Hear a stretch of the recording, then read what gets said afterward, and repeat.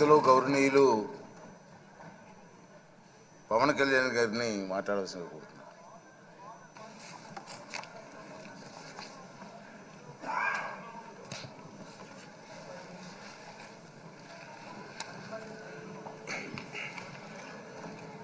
పదహారవ శాసనసభకి ఏకగ్రీవంగా ఎన్నికైన సభాపతి శ్రీ చింతకాల అయ్యన్ పాత్రుడు గారికి హృదయపూర్వక నమస్కారాలు, మీకు శుభాకాంక్షలు.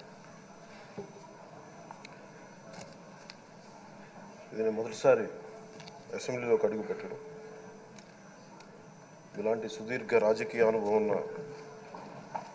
దాదాపు 7 సార్లు ఎమ్మెల్యేగాను, ఒకసారి పార్లమెంట్లో అడుగుపెట్టిన మీకు, పంచాయతీరాజ్, టెక్నికల్ ఎడ్యుకేషన్, ఫారెస్ట్, ఆర్ఎండ్బి అనేక మంత్రిత్వ శాఖల్ని సమర్థవంతంగా నిర్వహించిన మీకు ఈ సభాధ్యక్షుడు, ఈ స్పీకర్ స్థానంలో కూర్చోవడం నాకు చాలా ఆనందంగా ఉంది. ఇన్ని దశాబ్దాలు ప్రజలు రాజకీయ జీవనంలో ఇన్ని దశాబ్దాలు ప్రజలు మీ వాడి వేడి చూశారు. మీకు కోపం వస్తే ఋషికొండను చెక్కినట్టు ప్రత్యర్థులకి పదునైన ఉత్తరాంధ్ర యాసలో గుండు కొట్టేస్తారు. నాకు ఒకటే బాధేస్తాం సార్, ఇకపైన మీకు తిట్టే అవకాశం లేకపోవడం. కానీ ఇక మీద సభలో ఎవరు తిడుతున్నా దాన్ని ఆఫ్ చేసే బాధ్యత మీ చేతిలోనే ఉంది. మీరే మైక్ ఆఫ్ చేయాలి. అంటే మా చిన్నప్పుడు నేను చూసేవాడు, ఒకసారి అల్లరి చేసే అబ్బాయిని క్లాస్ లీడర్ చేసేవాడు చిన్నప్పుడు మా స్కూల్లో. కానీ ఇన్నాళ్ళు ప్రజలు మీ వాడి వేడి పలుకులు, మీ ఘాటైన వాగ్దాటి చూశారు. ఈ రోజు నుంచి రాష్ట్ర ప్రజలు మీ హుందాతనం చూస్తారు. డిబేట్స్ వెనకాల దాక్కుని సంస్కారహీనమైన భాషల్ని, భావాల్ని రకరకాల మాధ్యాల్లో విరజిమ్ముతూ ఉంటారు. దాని నియంత్రణ మీ ఆధ్వర్యంలో ఇక్కడి నుంచే మొదలవ్వాలి. ఇందాక సభానాయకులు గౌరవ ముఖ్యమంత్రి శ్రీ చంద్రబాబు నాయుడు గారు చెప్తారు, ఆడబిడ్డలు ఏ విధంగా నలిగిపోయారు ఈ రాష్ట్రంలో గత 5 సంవత్సరాల్లో. చిన్న లేదు, పెద్ద లేదు, ఎవరని లేదు. ఎవరన్నా సరే ఒక మాట మాట్లాడితే వాళ్ళు వ్యక్తిగతంగా దూషణ, సోషల్ మీడియాలో వాళ్ళని క్యారెక్టర్ అసాసినేట్ చేయటం, వాళ్ళు పెద్ద నాయకులు కావచ్చు, కార్యకర్తలు కావచ్చు, లేదా వాళ్ళకి ఎదురు తిరిగి ఒక ఒపీనియన్ చెప్పి ఎవరైనా సగటు మనిషి కూడా కావచ్చు, అది ఇక్కడతో ఈ రోజు నుంచి ఆగిపోవాలి అధ్యక్ష. అది మీ ఆధ్వర్యంలోనే మొదలవ్వాలి. గత ప్రభుత్వం తాలూకు సభ జరిగిన విధానం చూస్తే ఈ వ్యక్తిగత దూషణ ఇవన్నీ చాలా ఇబ్బంది పెట్టే ప్రజలు. ఈ రోజున వాళ్ళకి 11 సీట్లకు పరిమితం అయ్యారు, ఈరోజు లేరు, ధైర్యం లేదు వాళ్ళకి. విజయాన్ని తీసుకోగలిగారు కానీ ఓటమిని కూడా ధైర్యంగా కూర్చుకునే వాళ్ళకి స్థాయి లేదు, వాళ్ళకి పారిపోయారు ఇక్కడి నుంచి.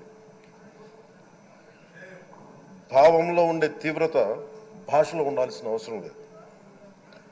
భాష మనుషుల్ని కలపడానికి కానీ విడగొట్టడానికి కాదు, భాష విద్వేషం రేపడానికి కాదు, పరిష్కరించడానికి.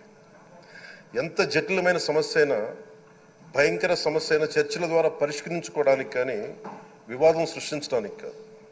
ఈ సభ ఉన్నది అందుకు. కానీ మనం చూసింది వాళ్ళ దగ్గర నుంచి బూతులతోటి, వ్యక్తిగత దోషులతోటి రాష్ట్ర పురోభివృద్ధిని ఆపేశారు. అలాంటి సభ కాకుండా ఇందాక మన పెద్దలు శ్రీ గౌరవ ముఖ్యమంత్రి చంద్రబాబు గారు చెప్పినట్టుగా ఇది భవిష్యత్తుకి ఇది ఒక ప్రమాణం అవ్వాలి. 2047 వరకు ఇంత అద్భుతమైన స్థానంలో మనకి ఆంధ్రప్రదేశ్ తెలుగు జాతి ఉన్నత స్థాయికి వెళ్ళాలంటే ఈరోజు మనం వేసే ప్రతి అడుగు అది భవిష్యత్ తరాలకు ఒక నిర్దేశక ఒక టచ్ స్టోన్గా ఉండిపోవాలి, ఒక గిట్ రాయిగా ఉండిపోవాలి. ఈ రోజున ఈ సభలో ఉన్న గౌరవ సభ్యులందరూ చట్టాలు చేయడానికి ఉన్నారు, చట్టాలు ఉల్లంఘించడానికి కాదు. విభేదించడం అంటే ద్వేషించడం కాదు, వాదించడం అంటే కొట్టుకోవడం కాదు. ఇవన్నీ విభేదించడం, వాదించడం ఇవన్నీ ప్రజాస్వామ్యానికి చాలా మౌలికమైన పునాదులు. ఆంధ్రప్రదేశ్ ఆవిర్భావం జరిగి అసలు భాషా ప్రయుక్త రాష్ట్రాల ఆవిర్భావమే మన ఆంధ్ర రాజ్యంతో మొదలైంది. అమరజీవి పొట్టి శ్రీరాములు గారి బలిదానం మీద మన రాష్ట్రం పుట్టింది. 56 రోజులు తిండి తిప్పలు తినకుండా నరకం అనుభవిస్తూ ఆయన బలైపోయారు. ఆయన మరణానికి చేరువవుతూ ఆమరణ నిరాహార దీక్ష చేసిన ప్రతిరోజు మనకి దాదాపు ఈ సుదీర్ఘమైన 6 దశాబ్దాల కాలం, 1.5 సంవత్సర కాలం, అంటే ఆయన ప్రతిరోజు చావుకు చేరువవుతూ భోజనం లేకుండా ఆయన గడిపిన ప్రతిరోజు మనకి 1.5 సంవత్సర కాలం. అలాంటి నేపథ్యంలో అలాంటి మహోన్నతుడు శ్రీ పొట్టి శ్రీరాములు గారి త్యాగాన్ని కనుక మనం ఈ సభలో ప్రజా సంక్షేమం కోసం మాత్రమే చర్చలు జరగాలి, వాదోపవాదాలు హద్దులు దాటకుండా ఉండాలి, వ్యక్తిగత దూషణకి తావివ్వకుండా ఉండాలి. అలా కాకుండా గత ప్రభుత్వం లాగే ఈ సభని తిట్లకి, బూతులకి, కొట్లాటికి వాడితే ప్రతి నిమిషం పొట్టి శ్రీరాములు గారి బలిదానాన్ని అవమానం చేసినట్టే. ఒక గొప్పవాడు, ఒక మహానుభావుడు బతికినప్పుడు మాత్రమే కాదు, చనిపోయిన తర్వాత కూడా కొన్ని తరాలు ఉపయోగపడతారని నిరూపిస్తారు.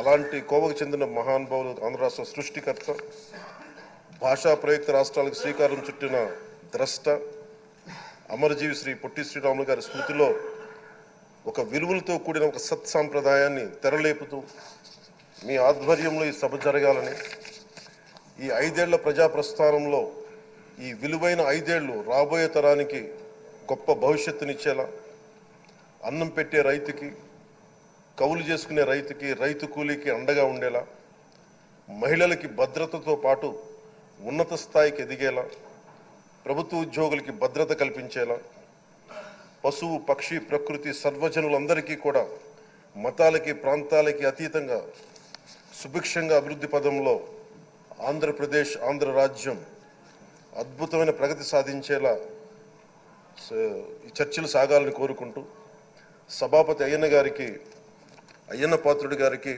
మీ ఆధ్వర్యంలో ఈ సభ ఒక సరికొత్త సాంప్రదాయానికి, సత్సాంప్రదాయానికి ఇది తెరతీయాలని కోరుకుంటూ మీకు మరోమారు శుభాభినందనలు తెలియజేసుకుంటాను. గౌరవ మంత్రి లోకేష్ గారు మాట్లాడతారు.